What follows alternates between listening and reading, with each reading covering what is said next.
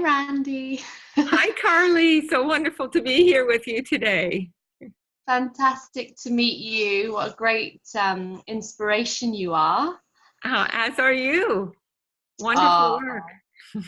well, I'm here today, Randy, to talk with you about your incredible movement, Project Happiness.org, and really just get to understand a little bit about you, the person, behind this amazing creation. And if you wouldn't mind, I've got a few questions to ask you. Love it. Thanks. Okay. So my first question for you, Randy, is what is the earliest memory that you have of wanting to help someone or something and knowing that you could act on it, knowing that you had that power to act on it?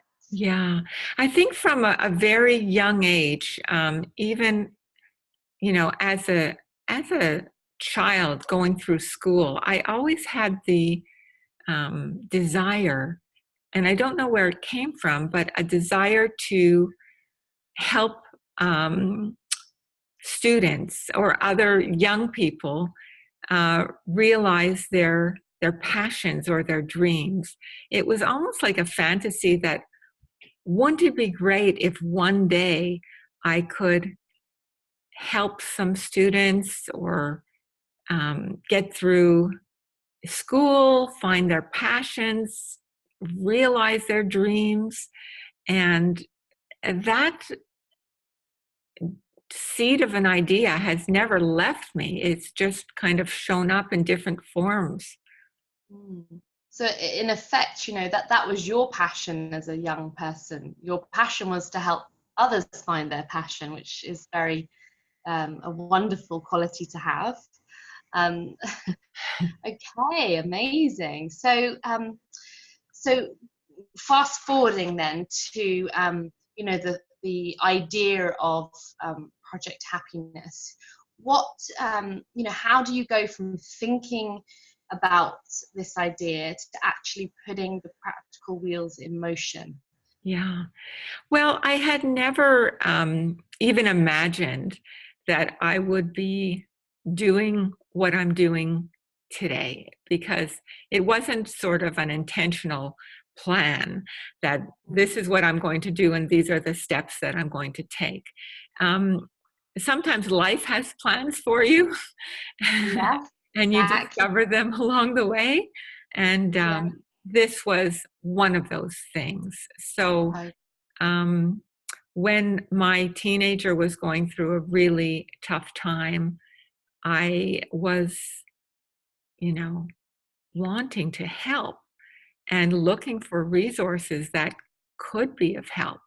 And every book or magazine that I found useful just did not resonate at all. So then I started, you know, asking experts, looking around, and was shocked to discover that depression is the greatest cause today of human suffering, of disability worldwide. And that's for every age. So I wanted to do something that kind of birthed that, idea. Number one, I knew that it was pressing and critical. I knew that in my own family, and then discovering that this was a global thing, it was like, what could I do? What could I do? So my background was film, and that became the first step. So effectively that was like a platform for you to use for the greater good, really. Yeah, it started out, I didn't know if it would just be a little personal project, but um, there seemed to be some energy behind it. And one thing led to the other, and I just kind of followed that.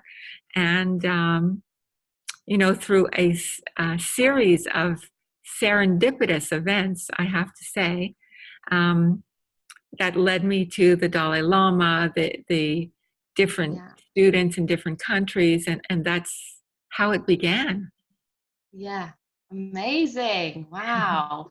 So Do you think that your outlook and your values for life, family, community, um, were always the same? Or has what you've achieved, what you've created and achieved, kind of altered anything for you, or just expanded your core beliefs? Yeah, I think I would have to say it expanded Yeah. my core beliefs, because nothing has changed in what I believe in, but um, the circumstances have created a larger platform, a larger way of communicating with other people, because I think so many of us share these same beliefs and values. We want the best for our children. We want the best wellness and health and vitality for each other. We want to lift each other up.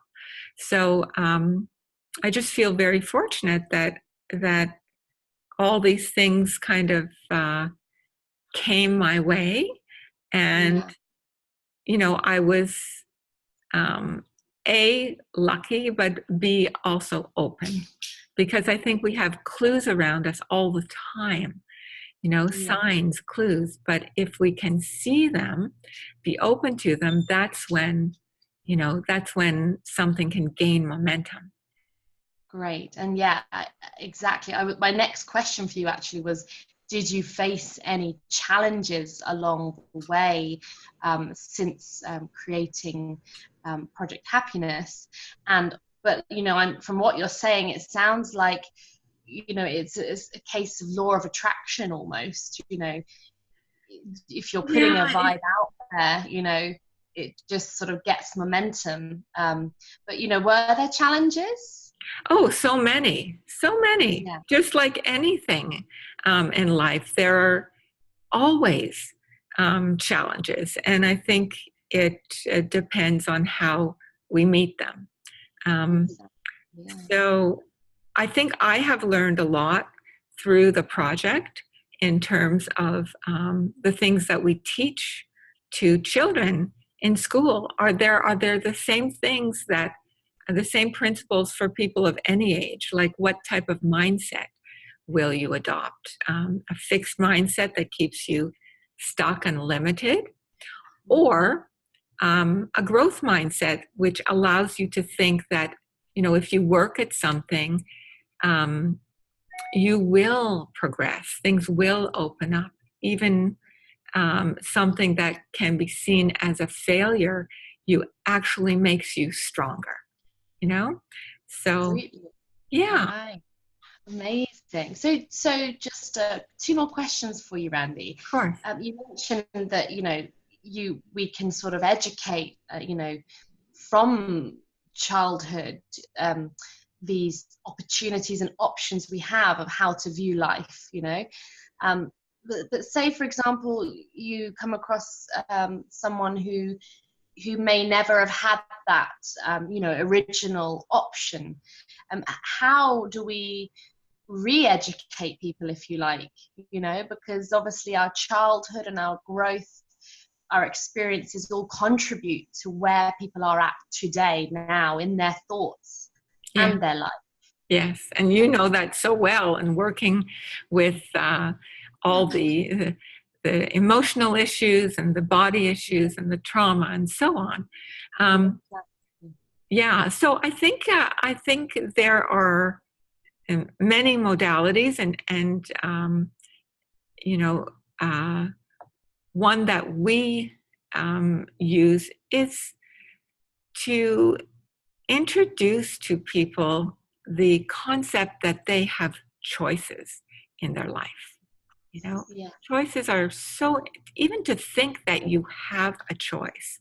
So, for example, happiness is a choice, because even there are so many people that are suffering today from anxiety and depression. I think we all know people in our lives that are caught up in that. But at the same time, the neuroscience shows that as we repeat practices, intentional practices, Yeah. we can actually change our neural pathways. We can change our brains, you know? Yeah. So on our social media, for example, we have Mindful Monday, Gratitude Tuesday, Wednesday Oh, Wellness, Thoughtful fantastic. Thursday, Freedom Friday, to let go of those limiting beliefs, Social Absolutely. Saturday. Yeah, and it goes on. So that's every week, every day, people get these prompts and some of the science behind it. And we have people from around the world that are telling us it has changed their lives. And we have the curriculum that goes into schools. So we Incredible. teach these things. For example, the work on mindset from Carol Dweck from Stanford. Wonderful book, by the way. We teach it to kids, but we change the language. Your fixed mindset is your inner meanie that tells you you're stuck. And your growth mindset is your inner friend that tells you anything is possible. So you have young kids telling each other, don't listen to your inner meanie, listen to your inner friend. Oh, that's beautiful. That is so beautiful.